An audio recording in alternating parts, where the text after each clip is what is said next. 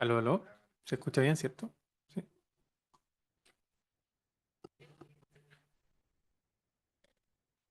Bueno, en virtud del tiempo, vamos a comenzar. Buenas tardes a todos, todas, a quienes nos acompañan presencialmente y están conectados también por Zoom. Vamos a partir agradeciendo a quienes organizan este evento, principalmente el Observatorio de Legitimidad y Violencia y Justicia, OLES, que es una iniciativa interdisciplinaria que reúne a investigadores e investigadoras de diversas áreas y de diversas universidades a nivel nacional.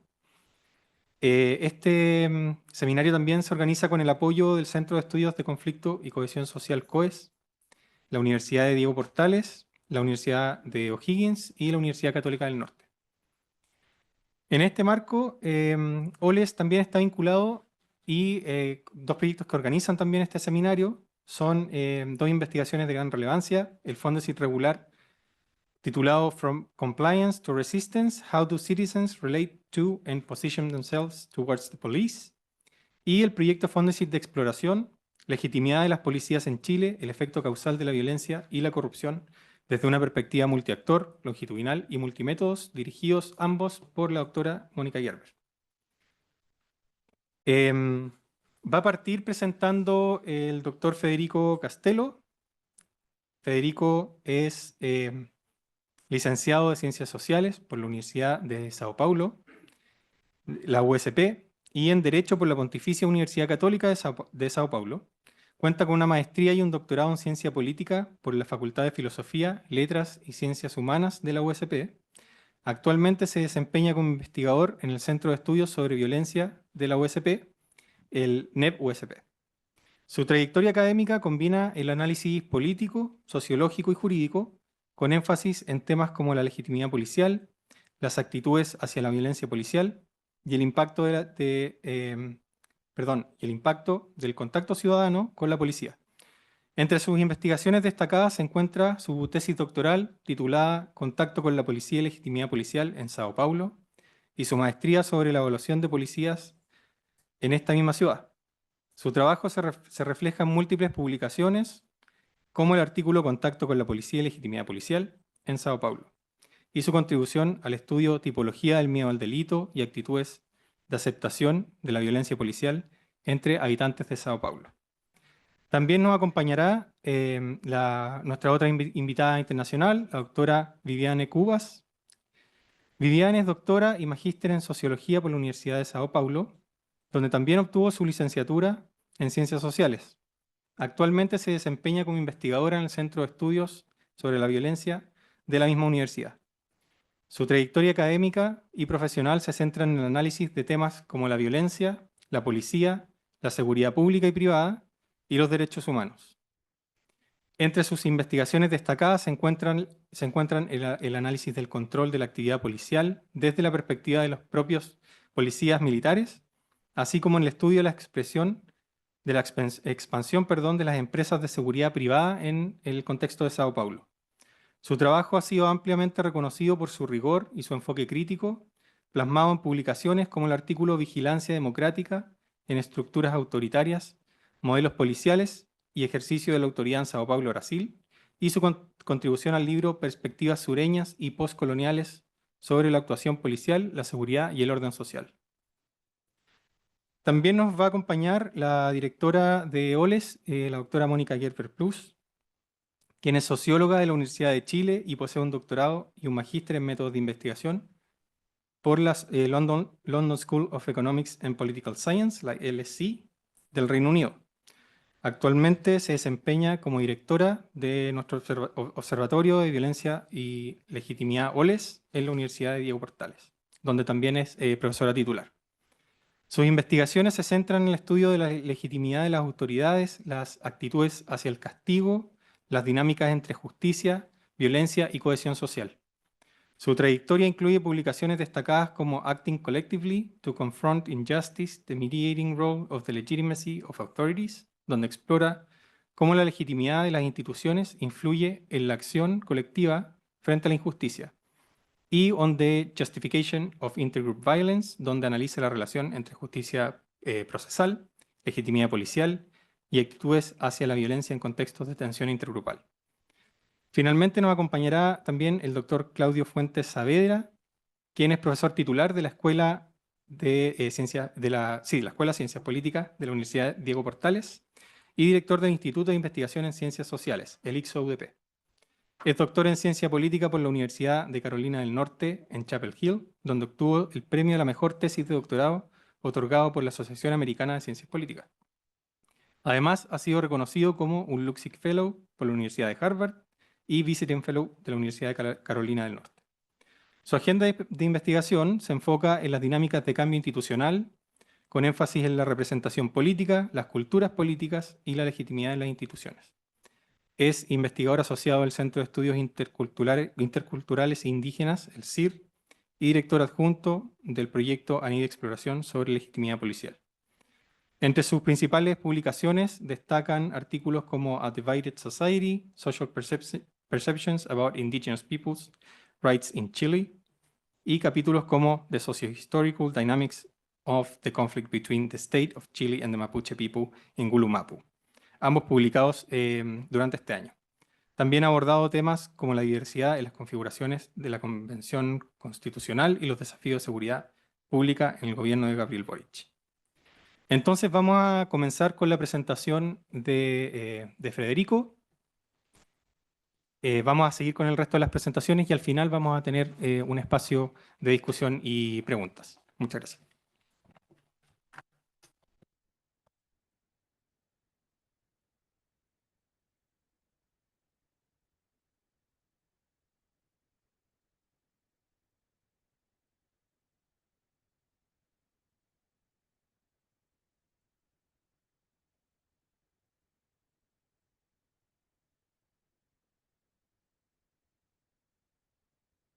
Hello, good afternoon, good evening, almost evening.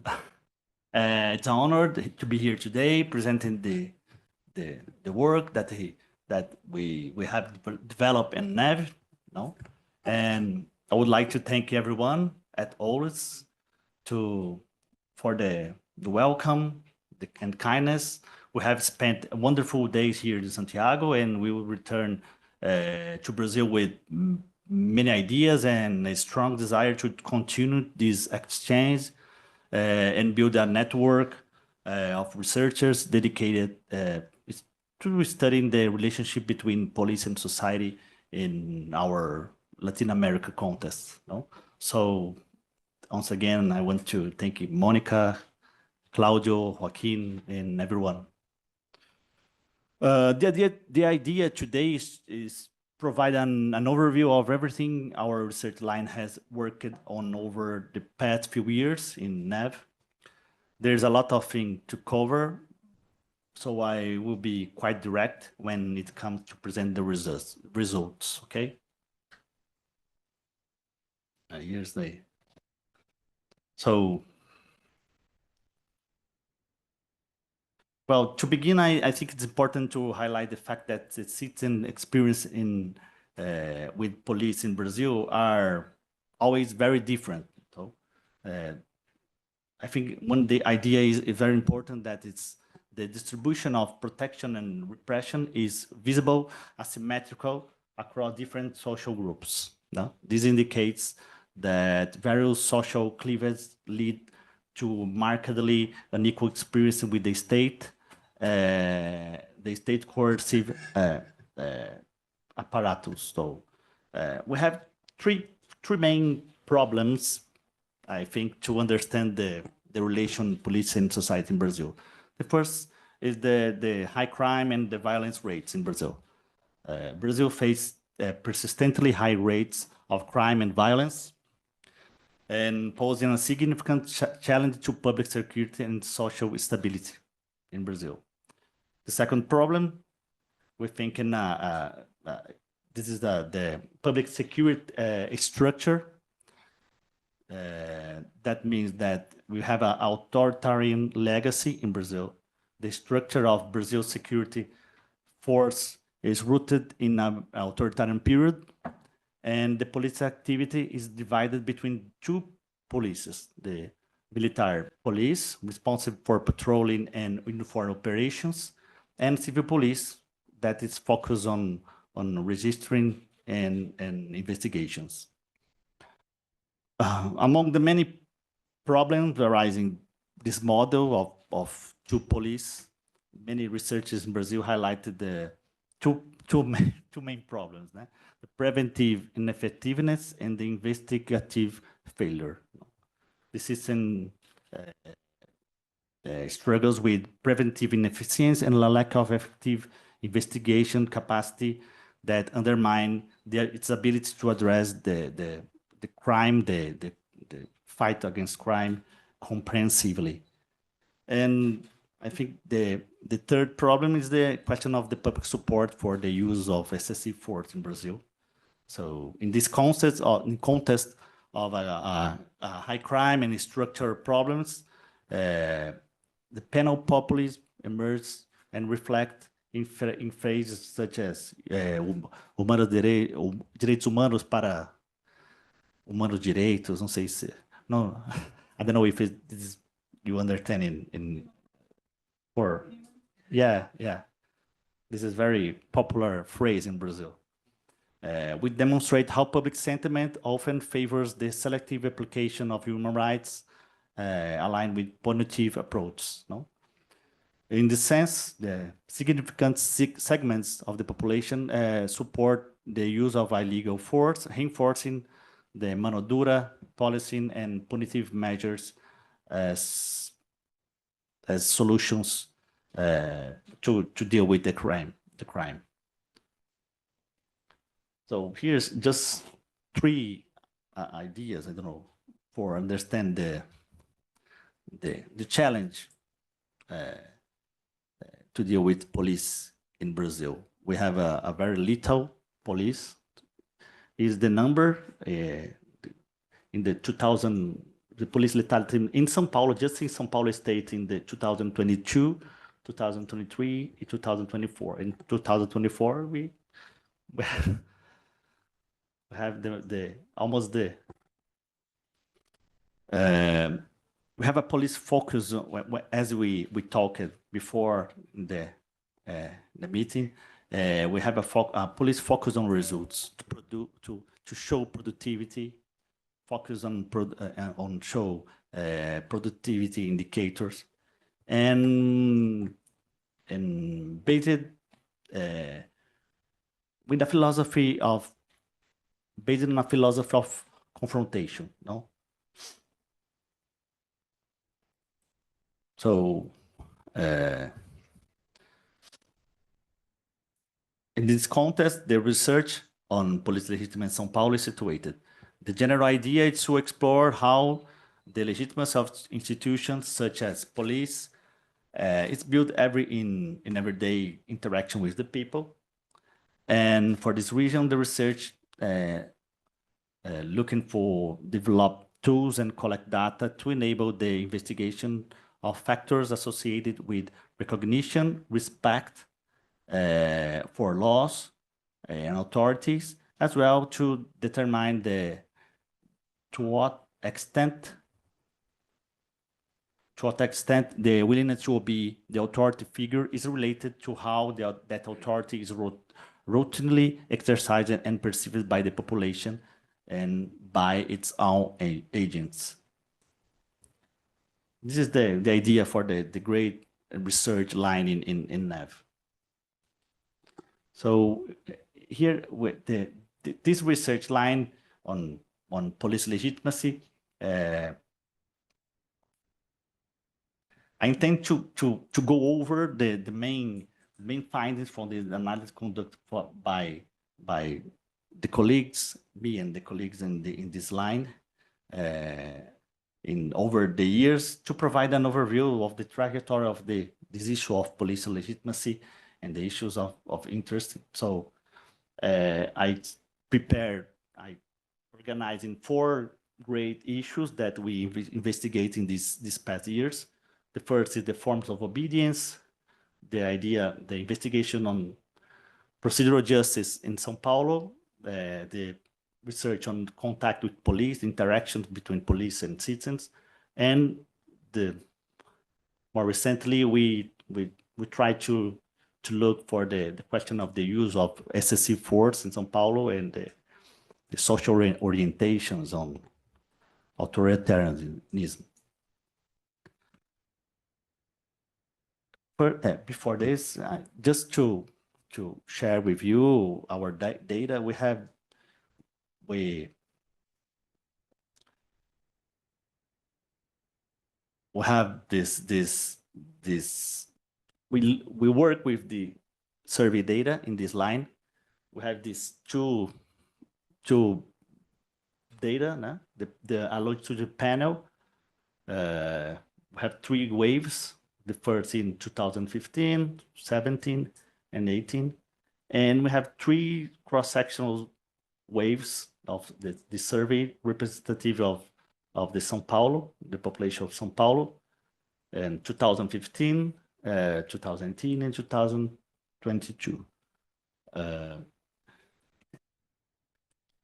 Here we have just to show the main themes that we have in the questionnaire, and the red is some concept that we introduce in the later questionnaires, no? The change that we.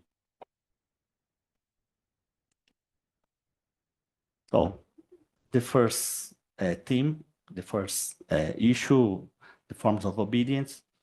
In this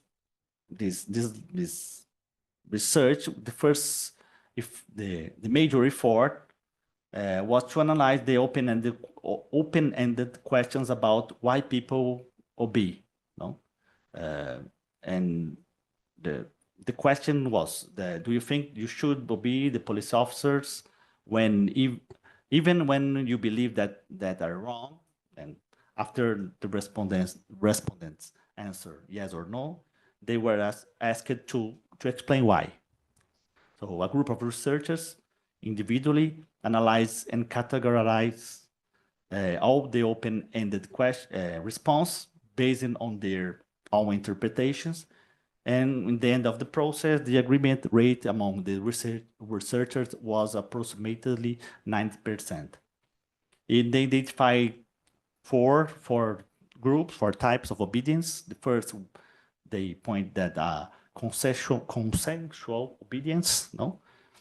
That is guided by a consent to authority, where responses reflect a recognition of a moral imperative leading to a duty to obey the police. No? The type is associated with respect for the law and civic duty, as well as the knowledge of police authority and their professional role. The coercive obedience, based on fear and sanctions of coercion by the authority.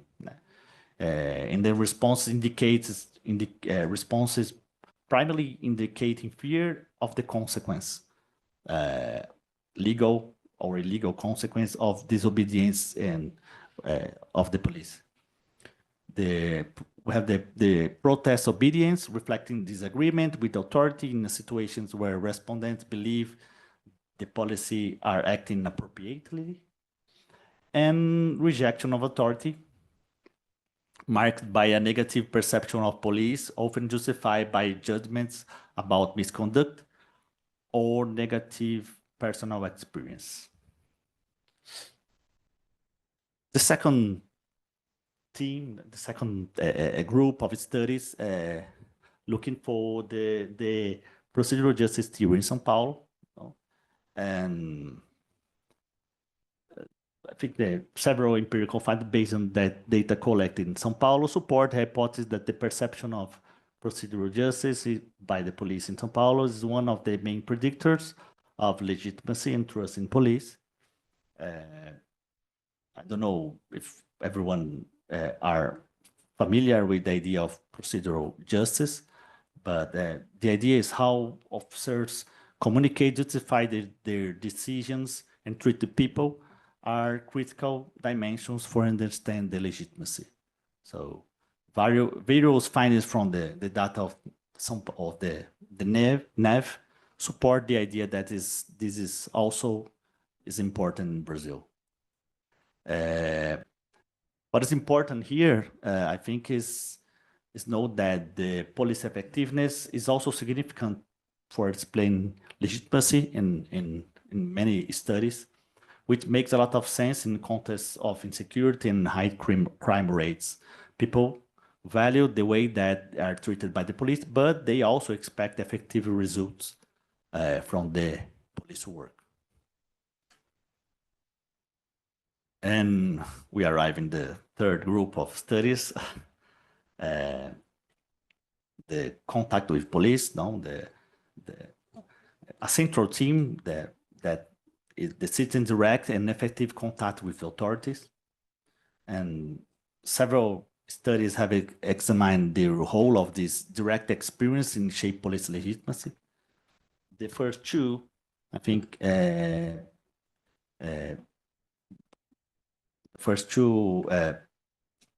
on the first two, these two first blocks,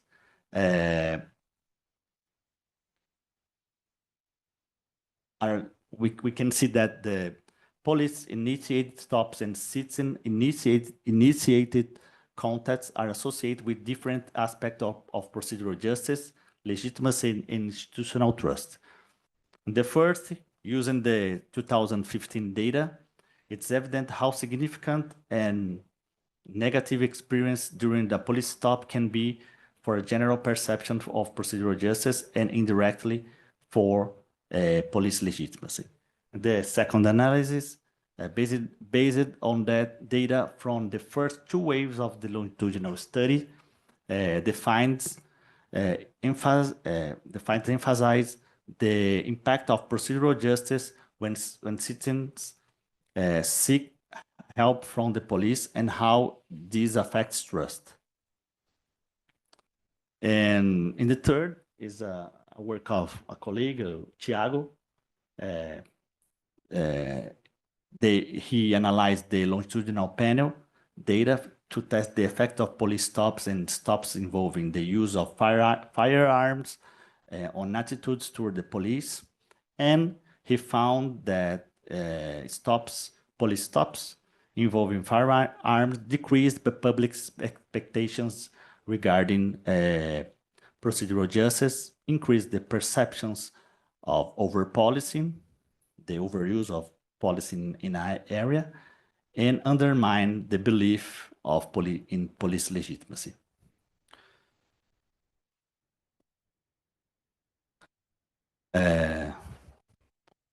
This is some results of an ongoing analysis has shown that the frequency of police stop is also a critical aspect for understanding police legitimacy, particularly in a context where these stops represent one of the main policing strategies.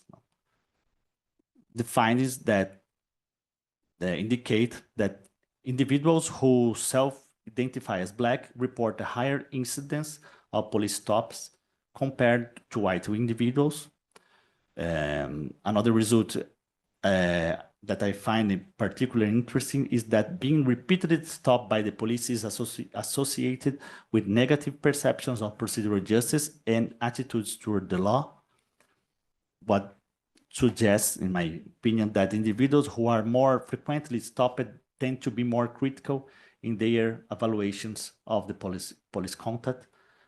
Moreover, the frequency of police stops has an indirect relationship with legitimacy, meaning the individuals who are more frequently targeted by the police patrols tend to be more dissatisfied with how they were treated during their last encounter.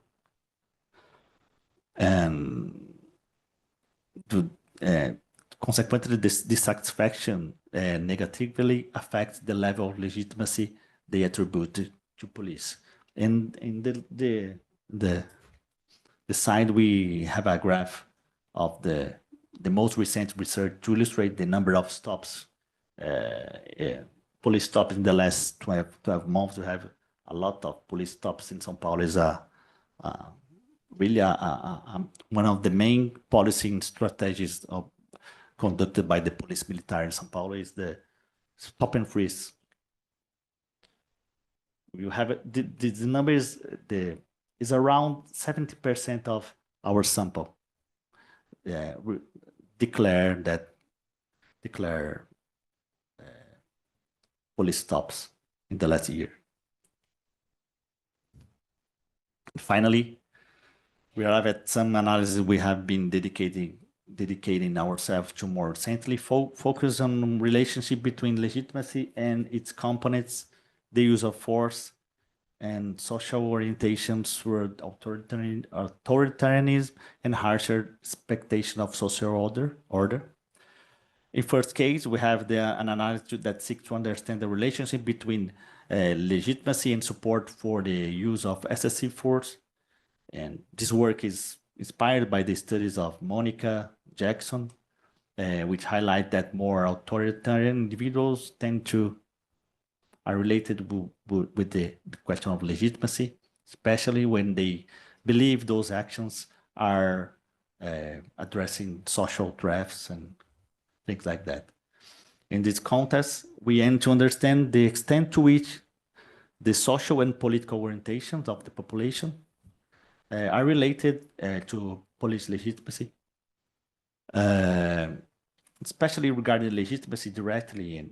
And I would like to highlight how legitimacy in terms of normative alignment and obedience influence support for illegal actions and vigilantism, the private use of violence and revenge and this kind. The whole of normative alignment is in support and great use of force is interesting. And for instance, people who are more aligned with police in terms of values tend to provide more unrestricted support for abusive police actions. At the same time, the support is negatively correlates with private use of violence. I don't know, this could suggest that greater legitimacy might indicate in kind of delegation of power to the state, including abusive power, while also reflecting a critical stance toward interpersonal violence for private purpose. I don't know. People, I don't know, desire order or to achieve it, they delegate power to the police, even extra legal power in some cases. I don't know. This is a hypothesis we have to continue to investigate. We try to investigate this. And this is to finish reflecting on these past results. We question what values might connect legitimacy to the support for excessive force.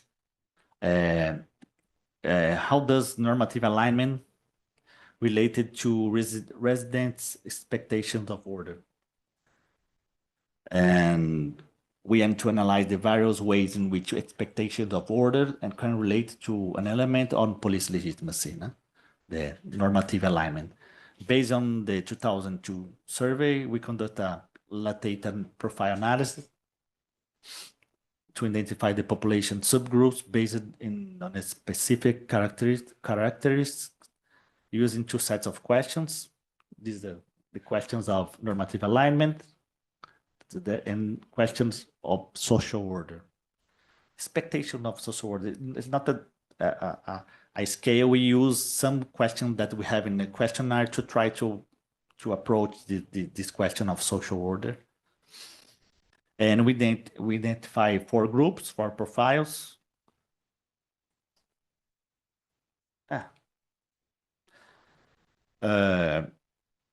Just to pass, profile 1 is more comprised. It's the smallest group of the sample. This profile displays intermediate average for the variables related to the normative alignment and has the lowest average values for expectation of order. The profile 2 is around 16% of the sample. It's the second smallest group. The profile consists in individuals with high expectation of order, but a negative perception of police. The profile 3 is corresponding around 27% of the sample. and is characterized by intermediate average values for normative alignment, and regarding expectation order, these have a relatively high expectation of order. And the profile 4 is the largest group, representing 43%. They exhibit the highest average scores for all the analyzed items. The difference among these groups can be observed based on certain socioeconomic variables. However, what I'd like to emphasize is that as a general finding, attitudes more inclined toward the order are associated with the more positive attitudes toward the police. For approximately 17% of the sample, greater alignment correlates with expectation of stricter enforcement of the order. The results may suggest that the majority of the population, the expectations that the desired police force is one that acts firmly and with little tolerance toward the crime. To finish, we have 3 points that we try to reflect around this many different results. That is, finally, what can we say about these results? In a context like Brazil, a more just police practice, attentive to the way that population is treated, also seems to be relevant for generating legitimacy. This is an important finding, as it underscored the urgency of revisiting the philosophy of confrontation, which generates so much lethality in cases of police brutality. However, while this points to a potential path for other findings, highlight how difficult it's to change this scenario and how adopting fair procedures may not be sufficient to transform the relationship between police and society. Policing strategies such as stop and freeze, stop and search policies shape how policy is distributed across the city and among different social groups, influencing all subsequent evaluations of the police. Finally, we would like to emphasize the role of values and expectation regarding the maintenance of the order in shaping police legitimacy. Understanding both the consequence and legitimacy itself requires considering the values reference that position individuals in relation to authority. I think is this. Thank you for your attention.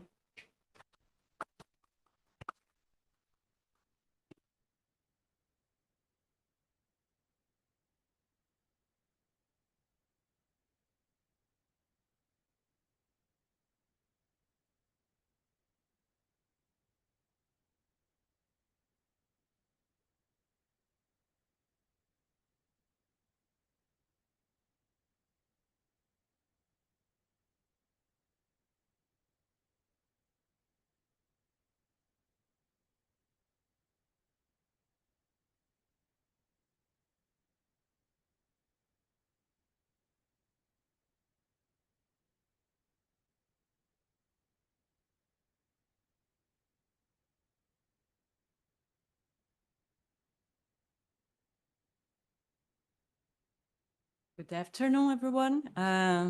Thank you for the opportunity to share our work here today. I'm very happy. Gracias, Mônica, Cláudio, Bruno, por toda la organización. I do not speak Spanish, I'm sorry. I will try to speak in English. I will talk about self-legitimacy in police officers in São Paulo. My presentation is divided in 4 parts.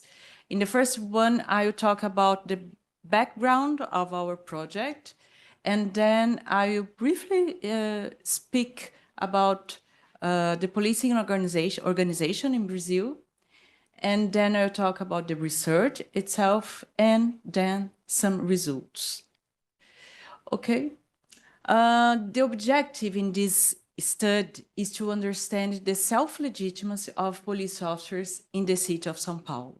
And in this study, we used TANCAB's definition of self-legitimacy as the level of confidence that a public official has about his own legitimacy, feeling worth or not worth of his authority.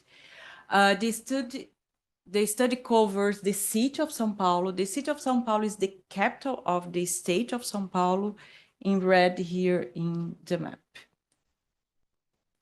And why is self-legitimacy important?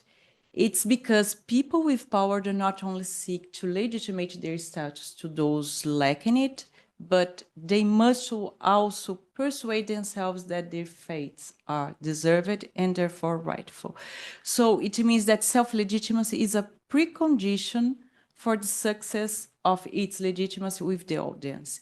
It means that for an officer, it's important to feel confident in his own authority before claiming the legitimacy of the public. So that's why we are trying to understand this. And it's important to say that, at least in a democracy, the legal right, it's important to understand an authority, but it's not enough to explain this authority because it implies moral and values issues.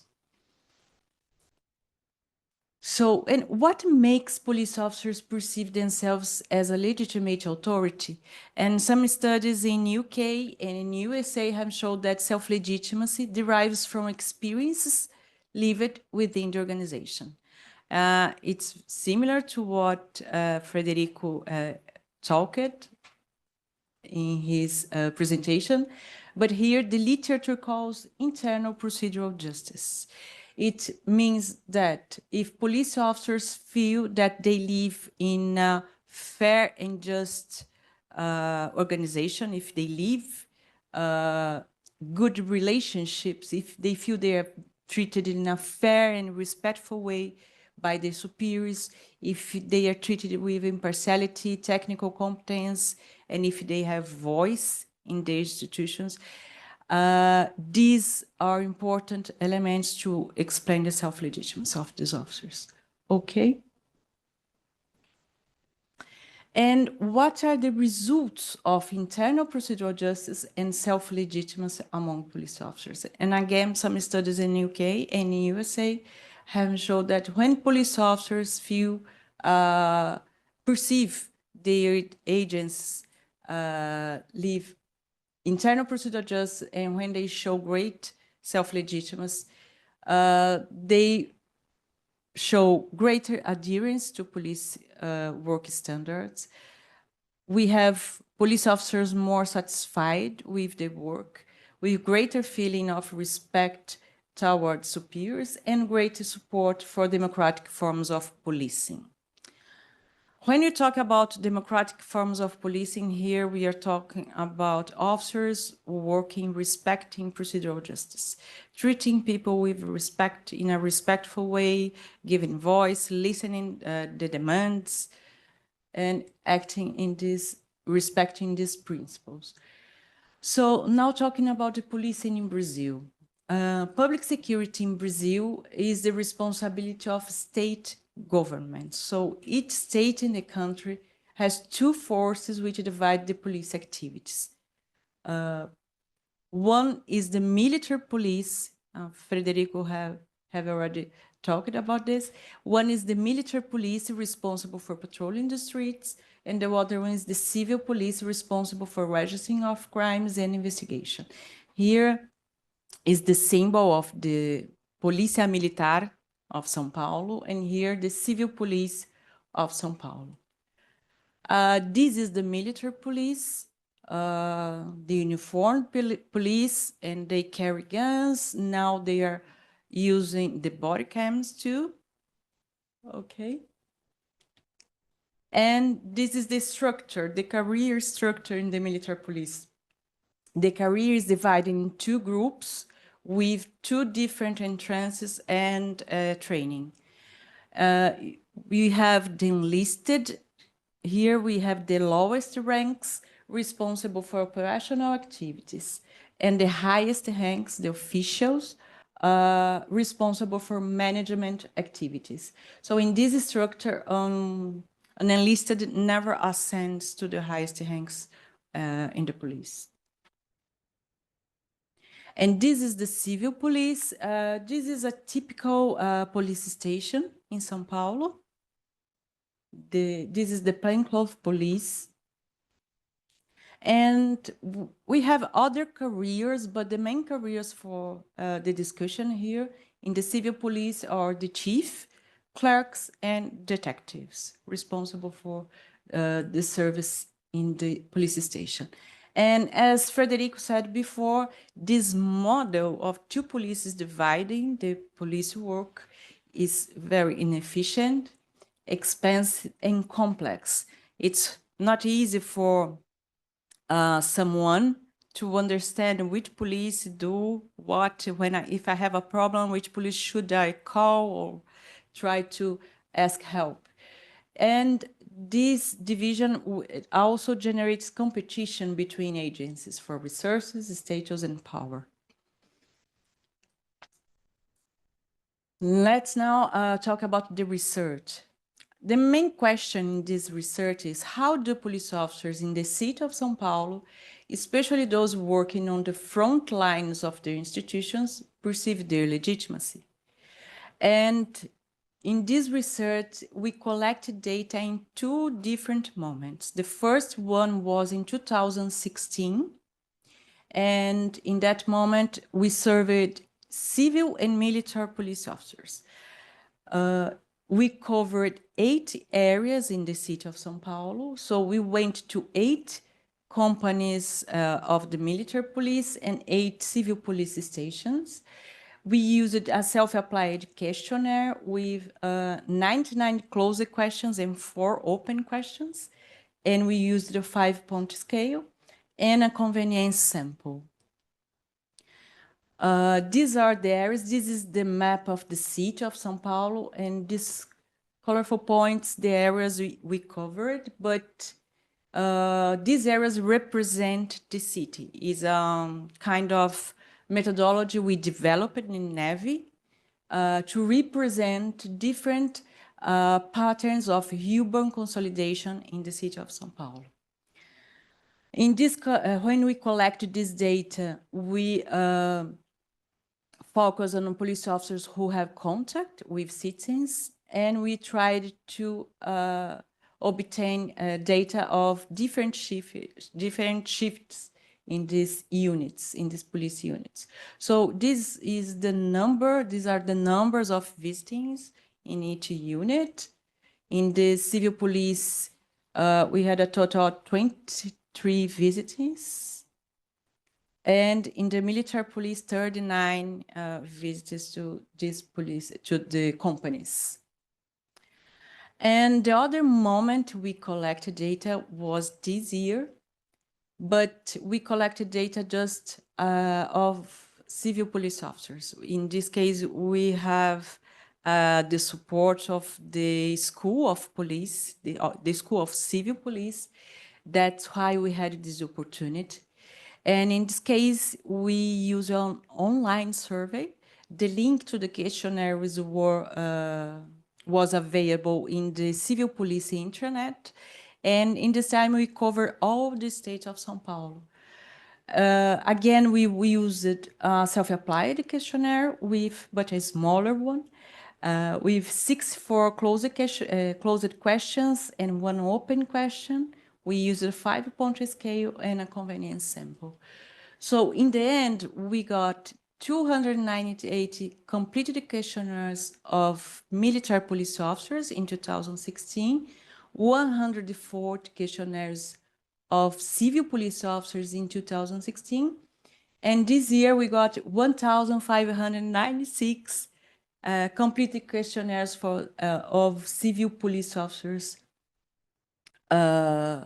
this year. So this is the profile of our sample. I'm just sure I'll not spend my time here. Now I'm trying to show some results.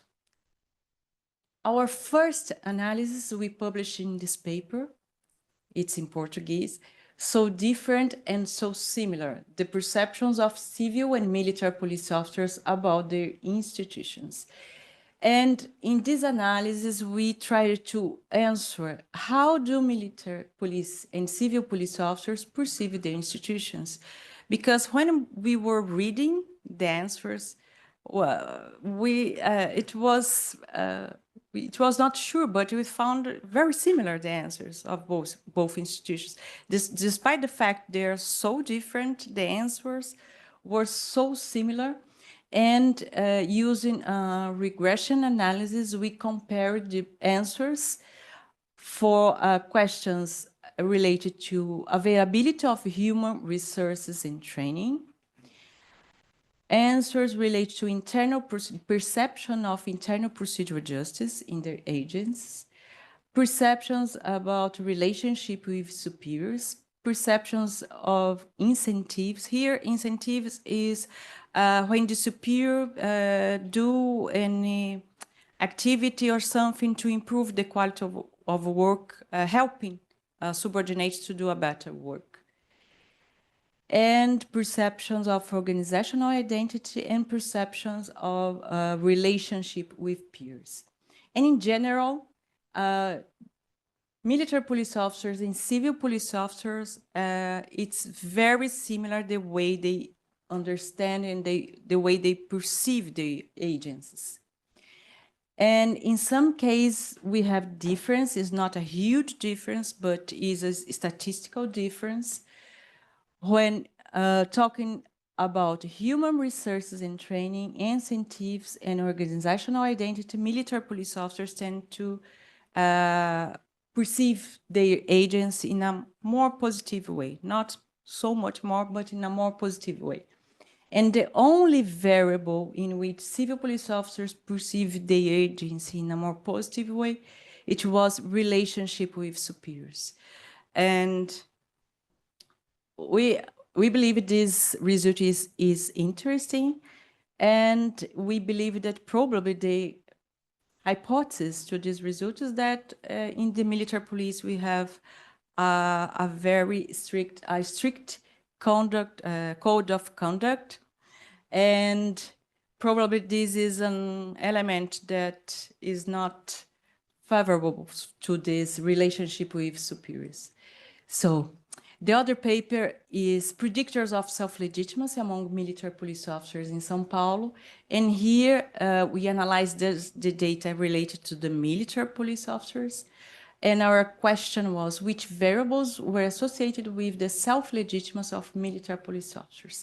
And here we analyzed relationship variables and organizational variables. And our results show that organizational variables are very important to understand military police officers' self-legitimacy. It means that the greater the perception of organizational justice in the military police, the greater the self-legitimacy of police officers. The greater the perception of distributive justice in the military police, the greater the self-legitimacy. And efficacy or results is very, very important. The greater the military police officers perceive they produce results and produce a good work, police work, the greater the self-legitimacy. And this result is interesting because international studies tend to show a relationship with superiors as an important variable, but in our data, it's not so important as the organizational variables. This is a study, it's not published, but is an article in progress. We are trying to understand here the predictors of self-legitimacy now among civil police officers. And we found similar results. Internal procedural justice and efficacy, the perception they are efficient, are important to civil police officers' self-legitimacy. And we have a second question in this analysis. What is the impact of organizational justice, effectiveness, and self-legitimacy on policing? And both internal procedural justice and efficacy explain if the officers tend to support procedural justice police. It means that the better they perceive internal procedural justice and the better they perceive they are efficient, the greater the support of civil police officers of procedural justice policing. And also self-legitimacy is an important variable to understand the support to procedural justice policing. And efficacy and results here has no relation with the support to procedural justice policing. The other paper is the impact of administrative disciplinary proceedings on military police officers in São Paulo. Because they are military, they have this code of conduct, and usually they experience a lot of proceedings during their career.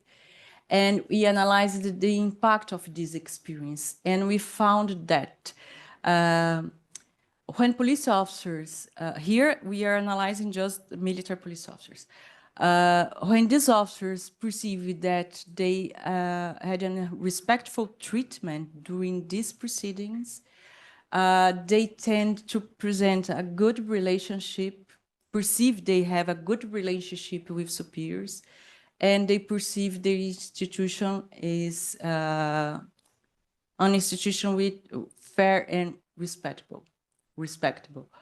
So, and all these variables, relationship with superiors and the perception of organizational justice have an impact on the relationship with peers. What is interesting here is that when military police officers perceive that the outcome of the proceeding was not fair, they tend to perceive they have a better relationship with peers. And our hypothesis is that when police officers don't feel they have the support of the organization or of superiors, they tend to find help with colleagues. And this can foster a negative situation within the literature they call blue code or code of silence, when officers tend to cover up bad behaviors of colleagues. So this is our hypothesis to this analysis. And I'm finishing. We still have this book chapter, Democratic Policing in Authoritarian Structures, Policing Models and the Exercise of Authority in São Paulo. And here we have two questions. The first one, how supportive are police officers, here both police officers, of democratic policing? And we found that military police officers they are less supportive of democratic policing than civil police officers. And then we tried to understand how perceptions of internal procedural justice may or may not be related to support for democratic policing. And again, we found that relationship with superiors, relationship with peers, and the perception of organizational justice are important variables to understand the support of democratic policing. So my final remarks. We can say that the police institution has tremendous influence on the way its officers act on the streets, but problems that are common to police agents are even more pronounced in militarized police force. For example, the idea of us against them, or the absence of accountability, for example. We believe that in this organization, these elements are more pronounced. And in Brazil, it's important to say, we never had the idea of policing by consent in Brazil. This is totally absent. What we found is that obedience is seen as natural, as a natural act, and the law defines them as an authority. So the law is enough, and the public is like a detail in this relationship. And we found among the military police officers there is less support for democratic policing practices. And probably this is related to the way an authority is exercised in a military model, because in a military authority doesn't need to present justification. Superior give orders, and the subordinates need to accomplish with no question. It doesn't need to be accountable to those outside the institution. It's a question of security. And coercion is the main instrument to achieve obedience. So I think that's all. Thank you so much.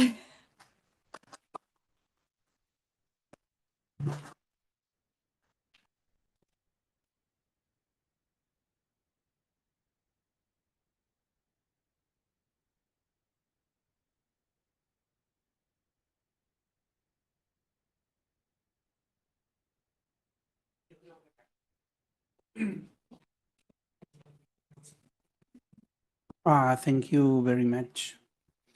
I feel so jealous about you having surveys with the police and all this. No, isn't it? Okay, I will try to be very quick. I have 15 minutes, and we will present this this first very highly preliminary result on some work that we are doing. Is a qualitative work on the police. So take this as a preliminary, really extremely preliminary results, okay? I'm emphasizing that. So to give you a little bit of background on the police, Carabinero, we will focus on Carabineros. Carabineros is a military institution. It's very similar to what is in Brazil. We have a military police institution and an investigative civilian police, the PDI. So we will focus on Carabineros.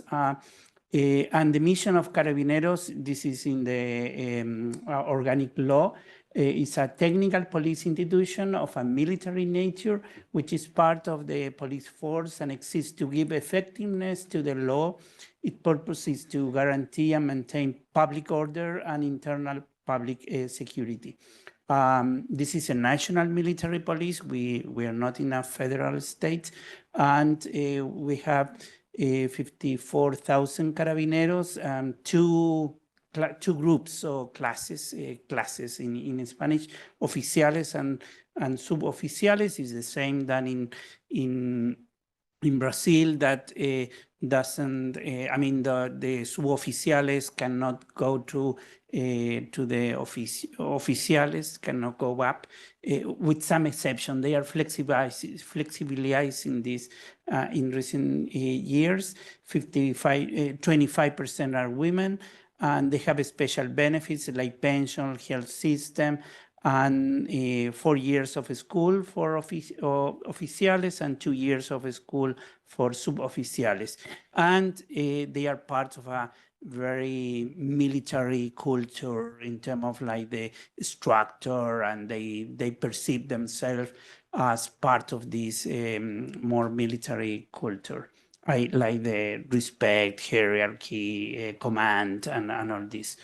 In general, as a general context, we have had these differences in public opinion is related to two facts. One is related to a scandal of corruption, particularly, I mean, I will not go into the specific scandal, but it started with a huge, that was called Paco Gate in 2017, and that created a drop in public confidence on the military, on the Carabineros, I'm sorry.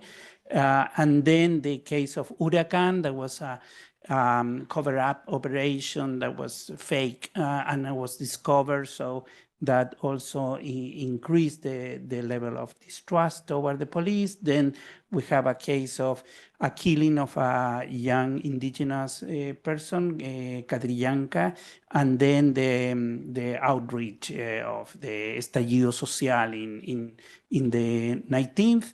And then we go up in the last 4 years. Yeah.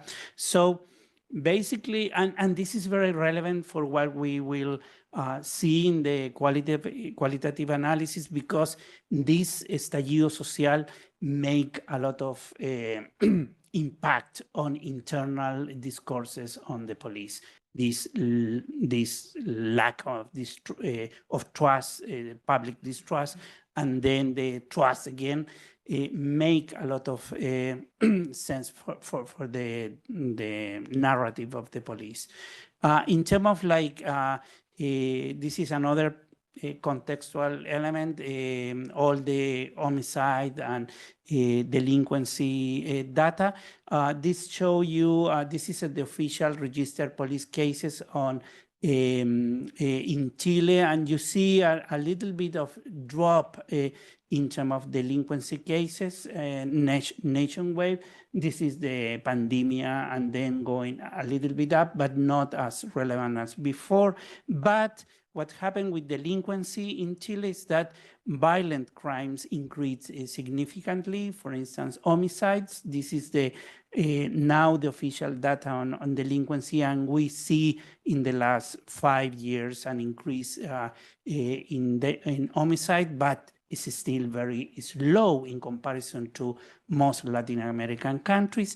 But still, this is 6.3 or 6.7 over 100,000 people. So it's very low in comparison to Brazil, Colombia, Central America, Mexico, of course. But what is relevant here, and this is the violent robbery with violence, going a little bit up again in the last 10 years. And but what is relevant is the perception of fear in the population, and this has increased significantly in the last 5 years. So we have a gap between what is actually happening. I mean, increasing violent crimes is already happening, but the perception of fear is very relevant, and this is well, we can discuss about that. But in general, we have this relevant trend in the last 5 years. So, given that, the study of the police in Chile, there are like 3 main areas of research. The question of trust and legitimacy that Monica and other people have done. The institutional reform of the police, that is another main area of research on the police, and some studies addressing Carabineros' internal culture, values, and self-perception, and we are part of this in this research. What we are doing, I mean, the objective of this study in the qualitative part of this project is to learn about Carabineros' perception on social change, self-perception of legitimacy, and the use of force. And this is why I think that talk very well with your research. For this study, we took a sample of 30 operative Carabineros in the metropolitan region of Santiago, 8 oficiales and 21 suboficiales, all operative in police station in popular areas, 24 men and 5 women. We have an agreement with Carabineros, so Carabineros give us the contacts to interview these Carabineros, and we have 4 waves of interviews with the same police officer. I mean, we are repeating, and we are, we finished the first wave, and we are starting the second wave. So this is why it's so preliminary, this result that we will show you. We have a semi-structured questionnaire applied by 6 of the researchers. Most of them are here. So I'm trying to not to offend you in what are my conclusions on this first result, okay? The themes that we are working are personal trajectory. I mean, the theme of the questionnaire are personal trajectories, internal work environment, the use of force, and the debate about the use of force and the perception of them of the use of force, political and social changes, like how they perceive political and social changes in Chile, the social legitimacy, gender inclusion of women in Carabineros, and emerging topics which are emerging when we are interviewing them. Okay, so I will address now 2 of these topics, not all of them. So don't get expectation about 50 hours of talk. So I will address 2 issues. One is the perception of the police on the social changes, because it provides us a context that I think is very relevant for what we learn about their internal environment in the police. So we have in 2019 the estallido social, and it's perceived for most of the interviewed as a relevant tipping point. But there are like some profound cultural changes in society that are perceived by them. And I think that this is relevant because it's not only about the estallido, but it's also about some cultural changes that are happening in society. For instance, in my 17 years of experience, always the communities where, and I mean, always in the communities where I have worked, it is noticeable that respect has been lost because nowadays the police are not very well regarded. Like the idea that some cultural changes have changed the way people relate is very significant and appear in several of the interviews.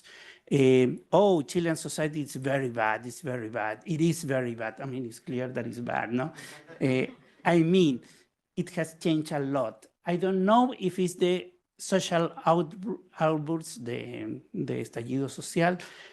It was like everything got messed up there. Like there was a loss of respect from the father to the son. See, that is not only about the relationship with the police, but it's something in the society that have changed. The relationship between father and son, from the son to the father, from the person to the authority, to the president, to everything. I mean, to the president even. And we don't respect the president. There is no respect for anyone. I see a lot of social changes. It is impressive. I mean, you go from Tobalaba to Vicuña Maquena, this is the upper part of Santiago, to the shanty towns or the poor, popular sector of Santiago, and from there down, it is totally different world. Actually, down is abajo. Okay. Unfortunately, I have found the people outside have a misunderstood concept of freedom, et cetera, et cetera. So I have only 3 minutes and I have half of this presentation. I remember when I was a child, a policeman was respected. He was a respectable person because they enforced the law. This is very interesting because this person think that we used to have in society an authoritarian view of society. The respect of the law is because he was a police. Now it's not anymore working. So there is like a crisis of the sources of authority, very similar to what you found in Brazil. So this is the internal impact in Carabineros. For instance, the perception that in Carabineros have changed, I mean, all these social changes affect internally a Carabineros, yeah? For instance, there are less sense of belonging. The idea that this idea of vocational Carabineros is not anymore. Like the loss of the idea that the Carabineros respect authority internally, you know, is relevant. There are no motivation. Their motivation to be a Carabinero has lost. The integrity of Carabineros has lost. This idea repeat in the interviews. So basically, social and cultural changes have internally affected Carabineros and as well the perception of the external environment. Internally, the idea of a vocational police, as Huntington mentioned, Samuel Huntington, the professional police or military and the vocational, that you belong there because of certain values and you enter Carabineros, these have been starting being questioned by the police. Like the idea of hierarchy, the idea of obedience, respect, the sense of belonging to an institution. And I think that is an emerging crisis that is in Carabineros. And I think that is very relevant. From the external, the external effect is the way we, the police, relate to society, basically, the relationship with citizens. Is much more complex according to the view of the Carabineros. It's more, society is more complex, it's more difficult to understand, it's more individualistic. There are more aggressiveness of the people respond more in a more aggressive way, and the norm of conducts have changed. So, and of course the use of force have changed in this context, yeah? Okay. The second issue is the use of force, and I will skip the evidence, which is the most interesting part, I think, and I go to what we found. The use of force has, how the Carabineros perceive how to use the force. There are like two, I think, dimensions. One is the social context. The social context is a much more violent society. The society have changed, yeah? So there are like more weaponry, human interactions with more violence and responses, social conflicts, drugs, crime. So there is like a much more difficult conflict to face. So what about the protocols and the use of force? The protocols are perceived to protect human rights, but according to the Carabineros, is theoretically good, but in practice, it's very hard to implement this. There's there's always this tension between what is the ideal. Yeah, they teach us about how the protocol works and all this is fine, but in reality, we cannot apply this. This tension is always emerging in the narrative of the police. The second dimension is affecting their own career. Basically, Carabineros feel that if I do something wrong, my career will be under threat. And so I have to be very careful because my, pension will be at risk. And then there is like a perception of an asymmetry between the rights of the delinquents and the rights of the police officer. But another aspect is the internal demand of the command, like the boss. The boss or el mando is requesting me to do something, to respect certain procedure, because otherwise the boss will pay for what you are doing. So there is like a pressure of the high command of doing certain things according to certain protocols. But there is a very good evaluation of the new laws. It's called the Naim Retamal law. Very good perception of that. Finally, this was 2 years or 1 year ago, finally a law is protecting us. I will not explain like the specificities of the law, but in general, there is like a feeling that recent laws are being protected, and I can now use the force, basically, which is troublesome at some point. So finally, very, very preliminary conclusions.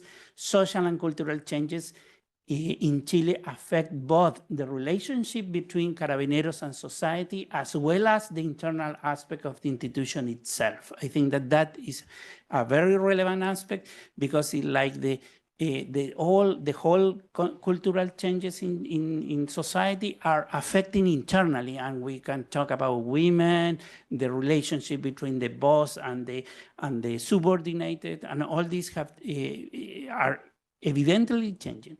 Internally, the Carabineros hierarchy structure is affected. There are like a demand for more horizontality in the decision-making internally in Carabineros, as well as the dynamic associated with the institution vocational mission, like the idea that, well, yeah, I entered here for vocation, and it was the first 2 years, and now I want a good payment and then retire, you know, like, and go to the private sector.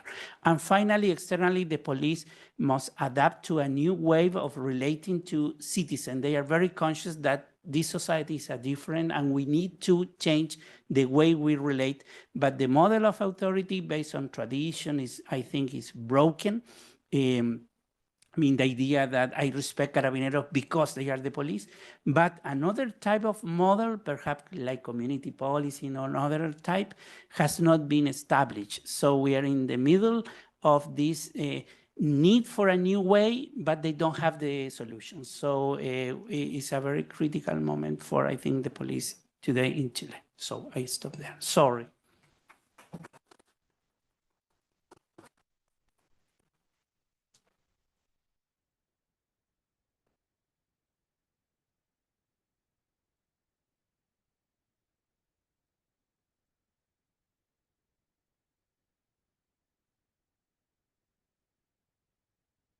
Okay, so last presentation. This is a presentation that we prepared with the help of Luciano here, Maria Teresa Valeria, Nicolás Tovar, and Martín Venegas.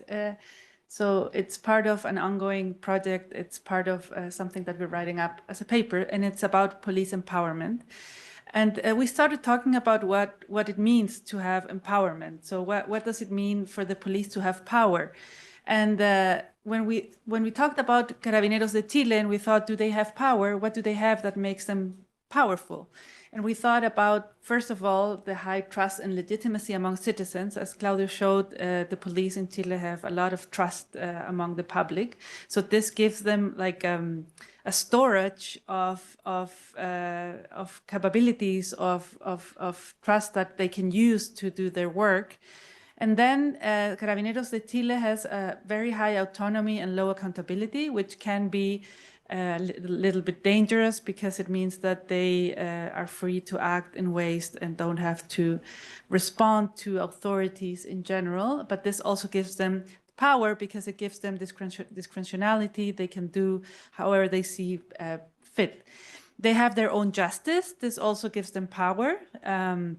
If you think about not having to have a civil justice take care of your cases, it also gives you some freedom and the option to do as you see fit. And then, as Claudia was talking about the Nain Retamal law, there is this new law from 2023 talking about giving the police more protections if they use force. There is this presumption that they did so because of self-defense. And also it gives more tougher sentences to people who actually use violence against the police. So it's also a way of having power in terms of having a protection of your work. So we looked at the literature and we looked at how support for the empowerment of the police is defined. So we're not interested in power as such, but how people understand that the police should have power, whether you think that you support the idea that the police should have more power or not. And the literature talks about mainly discretionality and autonomy in decision-making and execution of their duties. Support and police legitimacy is also relevant. Granting the police with additional powers, granting more resources, granting more discretion in the use of force, the right for controversial practices such as militarization. So we could say that militarization is also a way of empowering the police. Support for armed police forces or the use of guns, which is something that has also been discussed in Chile. And actions, policies, or technologies implemented by police forces. So what we decided to, this is work in progress, but we want to have a definition that can be more general and focus on different levels of police empowerment. We have defined this as the public's willingness to grant law enforcement a greater capacity, authority, and public support in carrying out their duties. So capacities, resources, and capabilities. So more personnel, more equipment, training, technological resources, authority, which has to do with legal power, own justice, greater margin of discretion, autonomy, law accountability, use of force and guns, and finally, public support, public legitimacy, perceived procedural justice. So this is what we call when people support and believe that the police should be empowered. So why do people believe that they should be empowered? And we found three factors that the literature has found that are relevant. So first of all, instrumental factors, which have to do with increasing security. So I want to give them more power because I want to be safe. Here, what is relevant is fear of crime. The idea that crime is a relevant problem, and also police efficacy. Do I care about the police being efficacious in their work? And if I want police to be efficacious, I should empower them. Or if I'm afraid of crime, I should also empower them. Then there are normative factors, which has to do with my relationship with the police.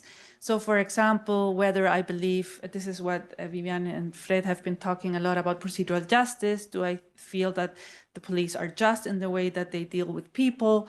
Do I legitimize the police? How do I feel about corruption? Are the police corrupt or not? And whether they are impartial or not in their work. And then finally, there are always any type of research we do, there are always ideological factors, right? So it has to do with what you're looking for in society. So for example, whether you think that the most relevant thing is to have security and order, and therefore you're also more likely to support the police to have more power. Here, we're going to focus on political ideology. We don't have just yet a measure of right-wing authoritarianism, but this would be a better measure to capture ideological factors. So I'm going to try to be quick, results of two surveys. One is the Encuesta Nacional de Opinión Pública from the Centro de Estudios Públicos, 2024. Very briefly, it's a national representative survey, 1,478 cases. It was collected this year. And the dependent variable is a little bit long, but it says, in the year 2023, the Parliament approved the Nain Retamal law that strengthens and protects the role of the police and the armed forces. One of the measures is to give guarantees to the police regarding the use of firearms. Which of the following statements best expresses your opinion regarding this law? And we divided the answers into adequate, whether it's adequate or whether it's inadequate, for different reasons, but that's what interests us. We run a binary logistic model predicting the odds of saying that the law is adequate. So the idea of empowering is adequate. And then we had a number of different independent variables, basically related to instrumental, normative, and ideological factors. I will show the results in there. I will talk about that a little bit more. So a little bit of, well, this is very, very strong results. So people were asked whether they prefer all public and private freedoms to be respected, even if it prevents controlling crime, or all public and private freedoms must be suppressed to control crime. And 52% of people say that public and private freedoms should be suppressed to control crime, which is very, very extreme. I'm going to go over to this one. And then about the idea of the Nain Retamal law, 70% say that it's adequate or appropriate. Okay. And if you look at sociodemographic differences, I think the most interesting one has to do with age. So it's mostly among older people, or the other way around. It's young people saying that it's more inappropriate than older people. And then there's also this very strong effect of low socioeconomic status, where it's also found more inappropriate. One could have different hypotheses for that. So let's look at the regression model. This is a logistic regression model. So I'm just gonna look. These are sociodemographic variables. There is a significant effect of age. So older people tend to be more in favor of the Nain Retamal law. There's also an effect of education. So all level of educations are more in favor of the Nain Retamal law compared to people with no formal education. But what is more interesting is to look at instrumental, normative, and ideological factors. And what we'll see is that all of them are relevant. So for example, here, fear of victimization, people with higher fear of victimization tend to be more in favor of the Nain Retamal law. But there's no, for example, effect of prioritizing crime as a problem, or the idea that there are drug dealers in the neighborhood also has no significant effect. Normative factors, trust in the police, people who are confident, people who are confident and people who think that they should obey the law, which are measures of similar to legitimacy, tend to be more in favor of empowering the police. And then there's a negative effect of the perception of police corruption. People who perceive the police to be more corrupt think that they should be less empowered. And then ideological factors, it's all about people from the right and from the center. They tend to believe that the police should be more empowered than people from the left. And there's also an effect of authoritarianism. So people who think that authoritarianism is a better mode of government than democracy tend to be more in favor of empowering the police.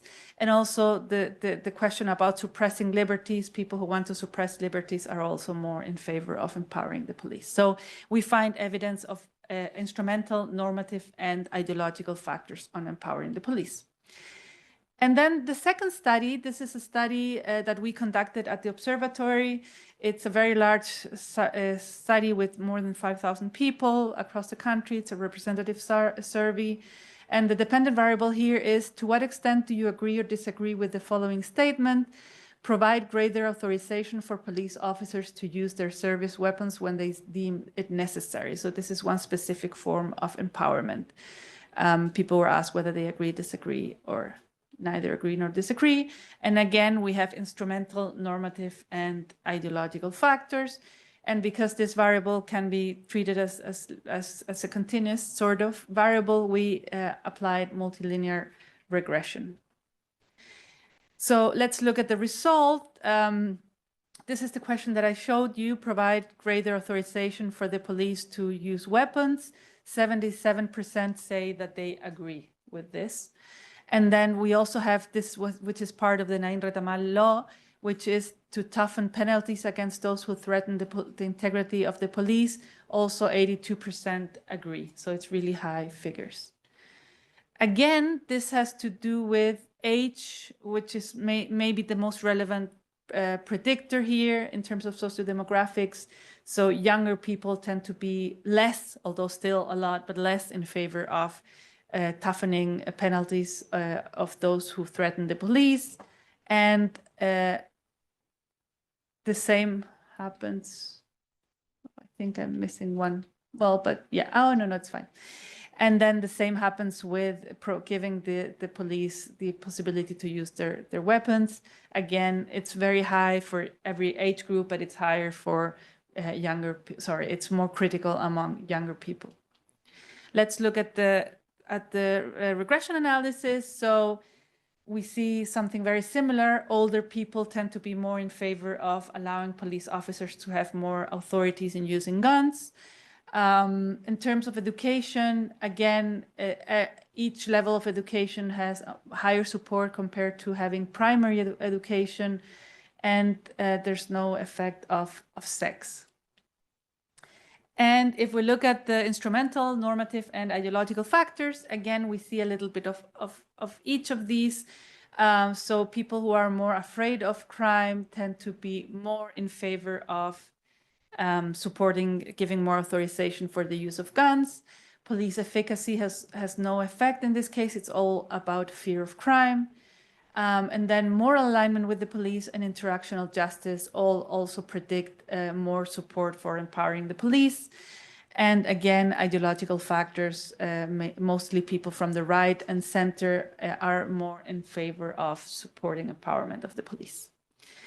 So to conclude, first of all, we find a high support for the empowerment of the police in Chile. So laws like the Nain Retamal law, which is something that has been very debated among the public in terms of, as Claudio said, it makes police officers feel safer, which is good, but it can also be dangerous because it can mean that they can use more violence against protesters or against delinquents, and this can bring about threats to human rights, so on and so forth. So, and the public opinion is relevant because often the laws that are passed are also influenced by people's perceptions and people's support for different types of laws. And we find effect of instrumental, normative, and ideological factors, which is interesting because after you control for each other, they still have significant effects. So we find that this is a very complex aspect to study, which has to do with many different factors. We need to continue defining support for empowerment because the literature has been quite vague. There are no very encompassing definitions. They're very specific to different types of questions and laws. So we need to have a more clear definition of support for empowerment of the police.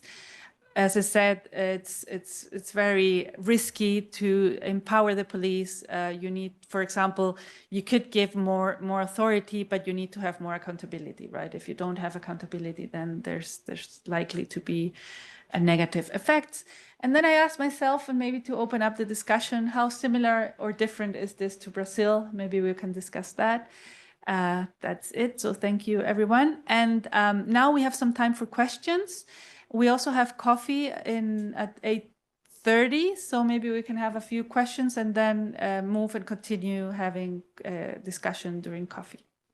So thank you, everyone, for coming.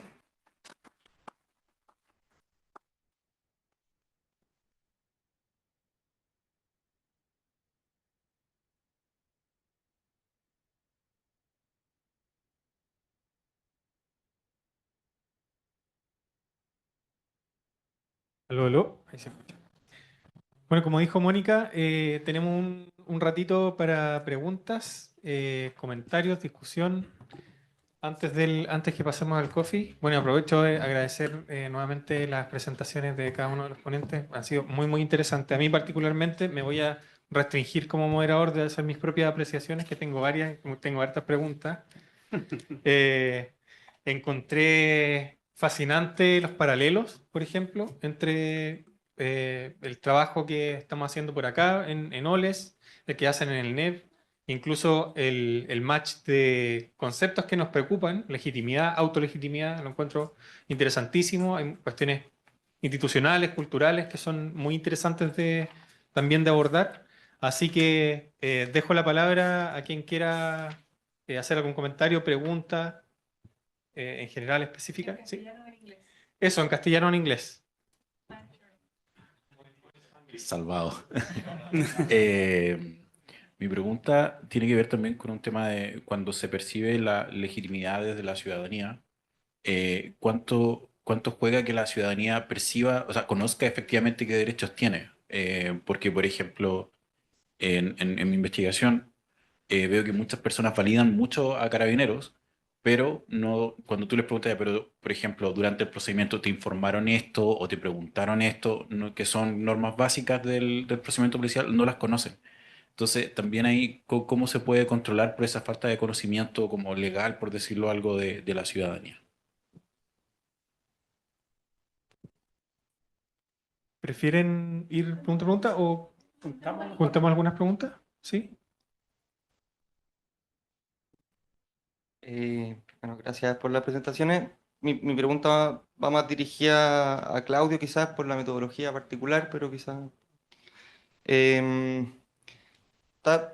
pensé escuchando la presentación me generó mucho interés, pero también muchas dudas, esto del impacto interno de los cambios culturales. Un poco lo hablamos en la reunión antes, pero esta idea que sale en la entrevista, que yo también he visto en otras entrevistas, de que ya no hay sentido de pertenencia, que los más jóvenes llegan con olor, con tufo a alcohol a los procedimientos, a la comisaría, etcétera. Pero eso ya está por ahí, por acá va más mi duda para hacer una pregunta y no solo un comentario.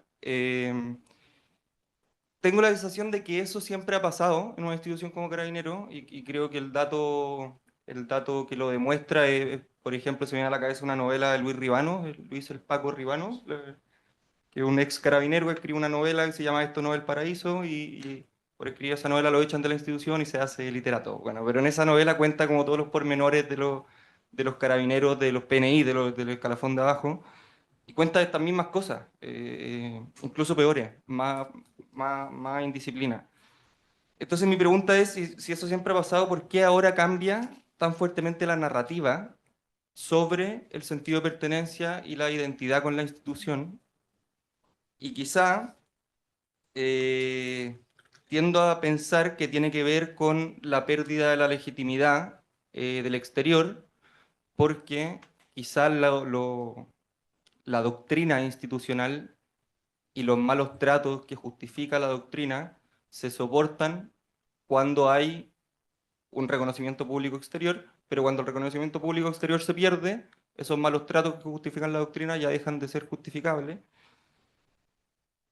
Y esto también lo digo porque de repente esos mismos carabineros que dicen falta sentido de pertenencia, etcétera, dicen como los carabineros jóvenes, los que entran ahora, ahora no se los puede tocar, ahora no soportan una flexión. Eh, por eso lo digo, porque quizá ahora los jóvenes, los que están entrando, hay un cambio generacional también general, pero quizás los jóvenes que están entrando ya no soportan esa humillación, esos malos tratos que justificaría el temple, hablan mucho del temple, que da la doctrina, porque no encuentran en el reconocimiento público una fuente para poder justificar ese temple formado a punta de humillación y malos tratos. Me dio una vuelta gigante, no sé si se entendió. ¿Sí? ¿Sí?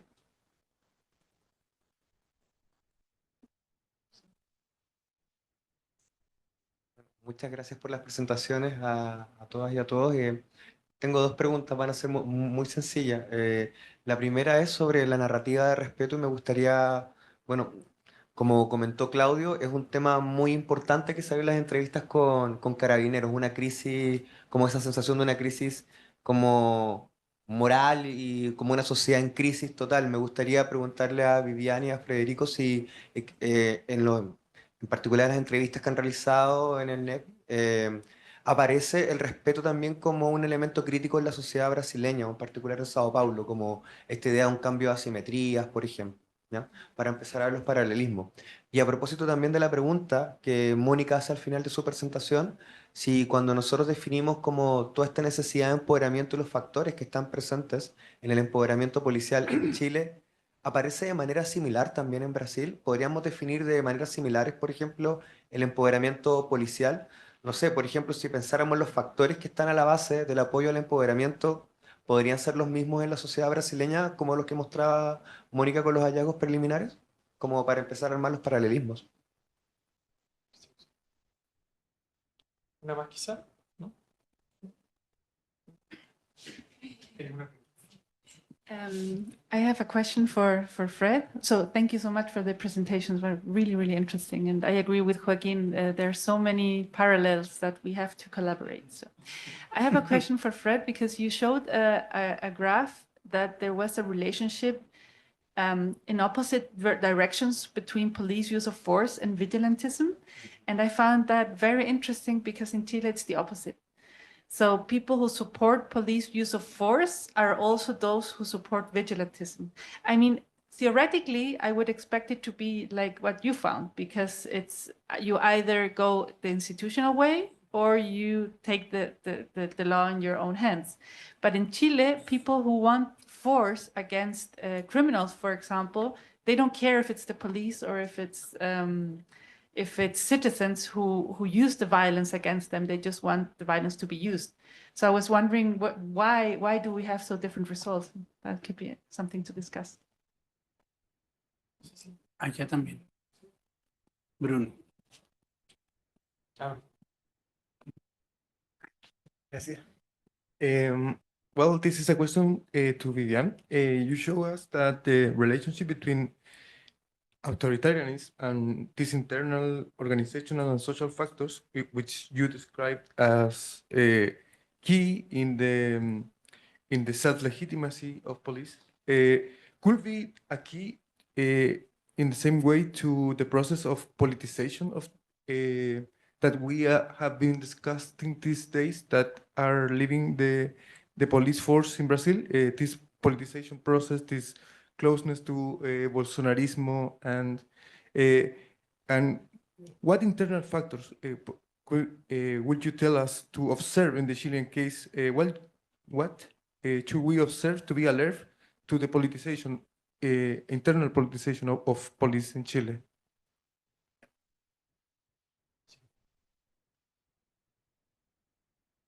Partimos con la respuesta, ¿sí? Bueno, te respondo en español, ¿no? Sí, respondo en español. A ver, sí, súper interesante tu reflexión y pregunta por el tema no lo había pensado, respecto de la continuidad de un sentido de crisis vocacional. Yo partí del supuesto de que efectivamente se venía una crisis por lo que hemos estado haciendo, pero efectivamente habría que cuestionarse si es algo más permanente o no. Ahora, lo que tú planteas respecto de cuál sería la causa de eso ahora, yo tiendo a pensar que es multicausal de acuerdo a lo que hemos levantado, pero y de ver todas las entrevistas.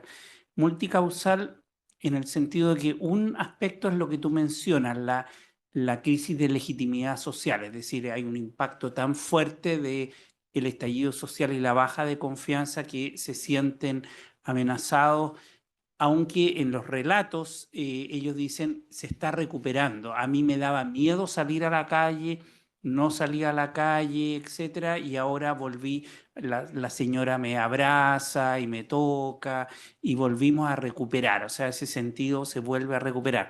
Por lo tanto, podría pensar que esa dimensión podría ser transitoria, pero hay otras, yo creo. Uno es la corrupción de carabineros en general, que fue de los altos mandos y que yo creo que impactó mucho a la visión del mando. Es decir, la visión que tengo yo del superior como alguien que me va a impregnar de autoridad, etcétera, se rompió muy fuertemente. Y de hecho, en las conversaciones, a nosotros nos sorprendió, o por lo menos a mí me ha sorprendido, el hecho de que con grabadora te dicen, acá hay good cop y bad cop, aquí hay buenos policías y malos policías. O sea, el hecho que te lo digan ya, uno dice, aquí algo está pasando. Bueno, son los que andan con un uniforme bien presentado, con las botas pulidas. Eso también es un punto. Puede ser, pero también los que tienen buen comportamiento, los que no rompen la regla, los que no roban, etcétera, etcétera. Lo segundo es un cambio significativo en la concepción de derechos, es decir, que ahora el policía se siente sujeto de derechos. Por ejemplo, un mayor me decía, en una comisaría me decía, yo tengo problema ahora porque a las 6 de la tarde se va y yo le digo, no, tiene que quedarse porque hay una urgencia y no, mi derecho es irme a la casa y tengo que ir a... Entonces, esta noción de que ahora tienen derechos cambia y cambia la relación. Es una relación que cambia, y eso es nuevo en la sociedad. Yo creo que hace 30 años ni siquiera en la sociedad misma. Entonces, yo creo que hay algo de eso, de un cambio estructural en la concepción de que son sujetos de derecho también. De hecho, el discurso de los policías también tenemos derechos humanos. Eso yo creo que es un cambio. Y lo último, lo que tú mencionabas, creo, no sé, es el cambio generacional. Efectivamente, hay una percepción interna de que sí estamos enfrentados a una nueva generación, que se pone tatuaje, que no hace los ejercicios que yo le digo, que, por ejemplo, el típico mayor, ¿qué ha estado haciendo? No, he estado sancionando mucho porque ya no me responden. Entonces, esa noción de que hay una nueva generación también afecta el clima. Y entonces, la conversación cuando uno les pregunta, ¿hay vocación en Carabineros? Y ellos dicen, no, dura 2 años y después se acaba y yo quiero terminar y irme a ¿cómo se llama? A trabajar en la empresa privada y todo eso. Entonces, eso yo creo que yo lo pensaría más multicausalmente, el por qué ahora es más fuerte esta crisis vocacional. Eso. Yo voy a intentar hablar en español.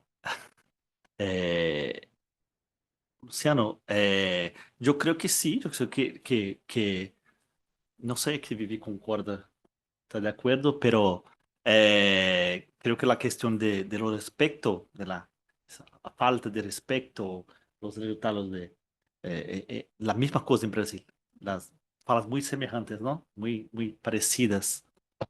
La idea de que hay una crisis en la sociedad, que no se respeta más la autoridad de papá, de mamá. Nosotros en NEV también tenemos un estudio con los jóvenes, que llama estudio de la socialización legal. Nuestros colegas fueron a entrevistar a muchos jóvenes entre 12 hasta los 15 años para intentar investigar las cuestiones de cómo la autoridad también es generada en la socialización, en las leyes, en la escuela, en la familia. Pero por la parte de los policiales yo creo que es muy parecida. Y, y, y, y lo mismo de las posibles variables que explican el empowerment, ¿no? Yo creo que es hace mucho sentido. Todo que no tenemos no sé cómo pensar, yo me quedé pensando cómo investigar el empowerment en Brasil, porque no sé. Vosotros tienen esa pregunta de la ley que acho que es muy interesante, en un momento para hacer esa pregunta. Há pouco tempo atrás tuvimos uma operação muito letal em São Paulo, não? Que a polícia matou 70 pessoas em poucos meses. E logo depois de essa operação, uma encuesta ha demonstrado que a aprovação da evaluação positiva da polícia se quedou mais alta. Não sei, pero não temos esse dado para hacer. E Mônica, sobre os resultados de relação à legitimidade, uso da força excessiva e vigilantismo, eu não sei, é interessante, né? Porque eu creio que é como uma percepção de que eu quero que a polícia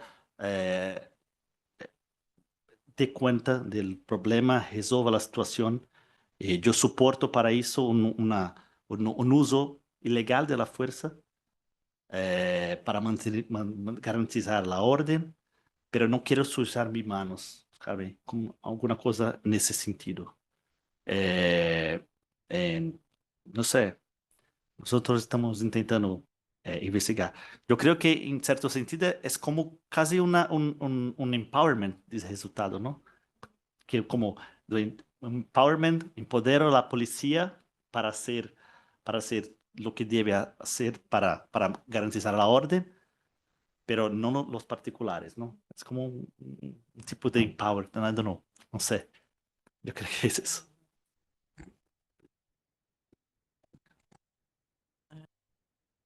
I completely agree with Fred. We can use the same phrases you showed and change carabineros for polícia militar. It's exactly the same words. Oh, people do not respect us as in the past. The problem is the society, and Brazilian people do not know how to respect rules. It's the same, exactly the same. I think it happens because the context, it's very similar, and because they are military. I think this is what explains this similarity. When I read about English police or American police, we found similarities, but I think we have much more things in common. And I believe it, because you finished your presentation talking about maybe you need to try, we need another kind of authority, a new authority. And sometimes I think that in this military model, they stayed in the past. That's why it's so difficult to these officers to deal with diversity, because the institutions are not, they do not include different people. It's the opposite. When someone is entering the career, the first step is to forget, to dissolve all the civilian values and to build a new model of understanding, to adapt to these new values of military. So that's why it's so difficult to have this kind of relationship with citizens, because you have different ways of understanding the world, understand conflicts. Another day I saw a guy talking about how it's difficult for military to understand politics, because politics is dissent, and they do not work with dissent. It's something it's strange for military, because they always work with everything that is predictable and there is no dissent.